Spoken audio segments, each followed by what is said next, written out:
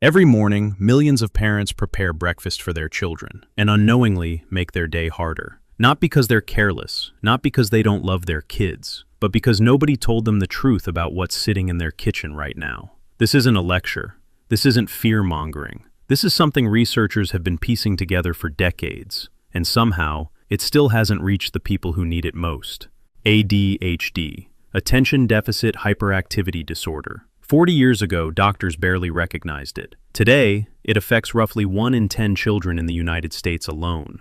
Globally, the numbers keep climbing. And here's the part that doesn't make the news. While medication and therapy get most of the attention, something far more ordinary might be quietly fueling the fire every single day. It's not a diagnosis, it's not a gene, it's not a failure of parenting, it's food. Specifically, 5 categories of food that are so deeply woven into modern childhood, into birthday parties, school lunches, and after-school snacks, that we've stopped questioning them entirely. The question isn't whether these foods exist in your child's life. They almost certainly do. The question is, what are they actually doing to a developing brain?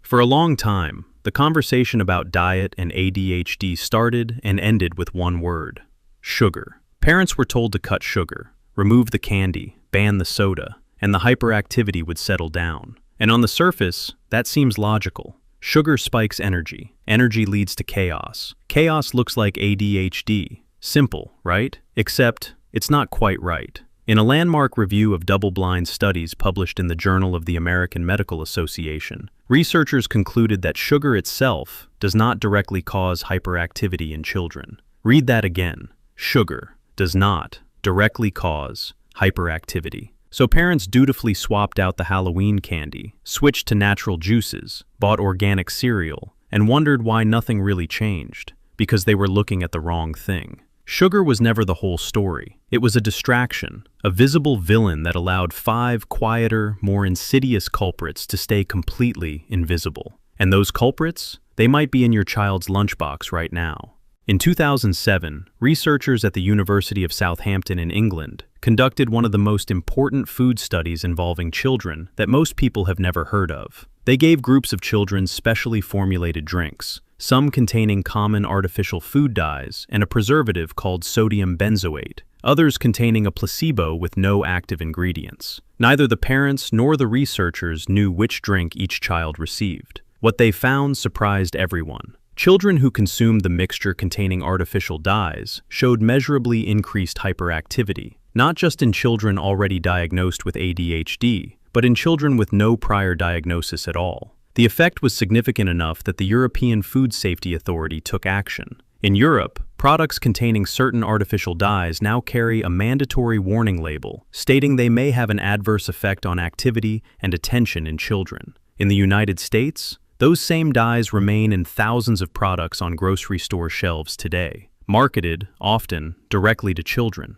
That was just the beginning. Since Southampton, research teams at Harvard Medical School, the NIEHS, the National Institute of Environmental Health Sciences, and universities across Scandinavia have been building a much larger picture. And the picture they're building looks like this. The developing brain is not just sensitive to what it's given, it is shaped by it. And some of the most common foods in a modern child's diet are quietly working against the very neurological systems that ADHD already struggles to regulate: focus, impulse control, emotional balance, and the ability to sit still long enough to learn.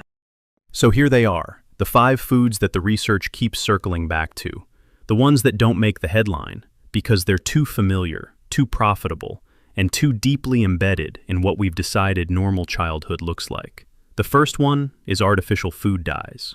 Red 40, yellow 5, yellow 6.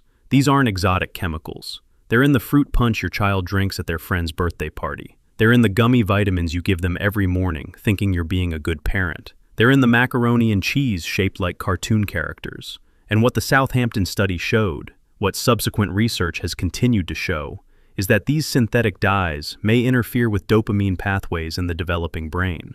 Dopamine, the exact neurotransmitter that ADHD medications are designed to regulate. You are not imagining it when your child seems to unravel after certain snacks. You are observing chemistry. The second one is artificial preservatives. Sodium benzoate, BHA, BHT. names that look harmless on a label, names that are designed to look harmless. These compounds extend the shelf life of packaged foods almost indefinitely. They prevent mold, prevent staleness, prevent spoilage. They also, according to emerging research, may act as neurotoxins at certain levels of exposure, particularly in children, whose body weight makes them proportionally more vulnerable than adults to the same dose. And here's the part nobody says out loud. Children eat more packaged food per pound of body weight than adults do, significantly more. The third one will genuinely surprise you: refined vegetable oils. Specifically, oils high in omega-6 fatty acids, corn oil, soybean oil, sunflower oil, the kind used in virtually every fried food, every packaged snack, every fast food item on Earth. Research published in the journal Nutritional Neuroscience points to a disturbing imbalance in the modern diet: the ratio of omega-6 to omega-3 fatty acids. Historically, humans consumed these in roughly equal measure. Today's children are consuming omega-6 at levels 10, sometimes 20 times higher than omega-3. Why does that matter for ADHD? Because omega-3 fatty acids, the kind found in fatty fish, walnuts, flaxseed, are the building blocks of healthy brain cell membranes. They directly support the production and regulation of dopamine and serotonin. Without adequate omega-3, the brain struggles to communicate with itself efficiently. And for a brain already managing ADHD, that struggle becomes a war. But here's where it gets even stranger, because the fourth food on this list isn't junk food at all. In fact, it's something most parents deliberately choose because they believe it's healthy. In 2019, a team of researchers in Australia followed a group of children between ages 6 and 12, all diagnosed with ADHD, over the course of several months. They didn't change the children's medication. They didn't alter their school environments. They simply worked with families to systematically adjust what the children ate. One of the most striking early findings involved a food group almost no one expected: highly processed wheat products, white bread, crackers, pasta made from refined flour. These foods have extremely high glycemic indexes. They spike blood glucose rapidly and dramatically, and then, just as rapidly, that glucose crashes. The researchers documented something that parents in the study described as almost clockwork: a window of increased focus and calm after eating, followed, roughly 45 minutes to an hour later, by a sharp deterioration: irritability, inability to focus, emotional dysregulation. One mother in the study described it this way. She said she used to think her son was just difficult in the afternoons. It took 2 months of food journaling to realize that his most difficult hour always came exactly 45 minutes after lunch. The lunch that looked perfectly healthy, the sandwich on white bread, the crackers, the juice box. She wasn't failing her child. She was feeding him a biological roller coaster 3 times a day, without ever knowing it. And the fifth food, the final one, follows this same hidden logic: artificial sweeteners, specifically aspartame and sucralose, found in sugar-free and low-sugar products, increasingly marketed toward children and health-conscious parents. Research from the journal Appetite and follow-up work at the University of North Dakota has raised serious questions about aspartame's effect on neurological function, particularly its breakdown product, phenylalanine, which, in high concentrations, may disrupt the synthesis of dopamine and serotonin, the very same neurotransmitters. Again, we switched away from sugar. We landed on something that may be interfering with brain chemistry in an entirely different way. Now pause for a moment, because this isn't just a list of villains to avoid. This isn't designed to make you feel guilty or overwhelmed or afraid of your own kitchen. This is designed to give you something that most parents of children with ADHD desperately want and rarely receive: a why. Not just, your child has trouble focusing, but why. What is happening, chemically, neurologically, on a cellular level, that might be making an already difficult situation measurably harder? If your child is struggling, you are not imagining it. Their struggle is real. Their brain is working harder than you know, and some of what's making it harder might be fixable. Not completely, not overnight, but meaningfully. You are not just watching your child from the outside. You are part of their biology. Every meal you prepare is a message to their nervous system. Every snack you pack is either supporting their brain or quietly working against it. That is not a burden, that is power.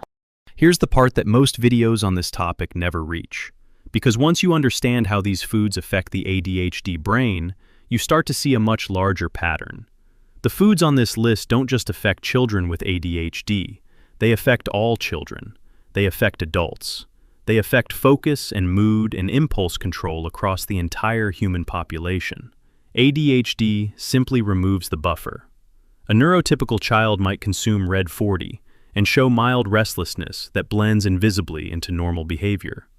A child with ADHD consumes the same dye, and the same disruption to dopamine pathways becomes impossible to ignore, because their system was already operating on a narrower margin. ADHD is, in many ways, a neurological magnifying glass. It reveals, with painful clarity, what these processed ingredients are quietly doing to all of us, at a level we've collectively agreed to call normal. And the fact that we've built an entire food industry around these ingredients, that we've made them the default, the cheap option, the convenient option, the fun option, says something uncomfortable about the world these children are growing up in.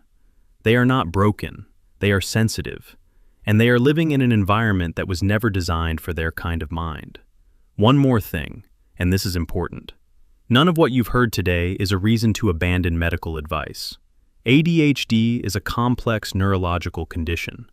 Medication helps millions of children live fuller, more manageable lives. Behavioral therapy changes trajectories. Professional support matters enormously. Diet is not a cure. Let's be absolutely clear about that. But emerging research consistently points toward this conclusion. Diet is a modifier, a daily variable that can either reduce the load on an already challenged system or increase it. A 2017 meta-analysis in the Journal of Child Psychology and Psychiatry reviewed years of dietary intervention studies and concluded that nutritional approaches, particularly increasing omega-3 intake and reducing artificial additives, showed significant and clinically meaningful improvements in ADHD symptoms across multiple studies. Significant, clinically meaningful. Those are not soft words. Those are the words scientists use when they mean something matters. The question is why it took this long for those words to reach your ears. There is a version of your child's day that looks exactly the same on the outside. Same school, same teacher, same homework, same bedroom. But in that version, their brain is receiving something different from the moment they wake up.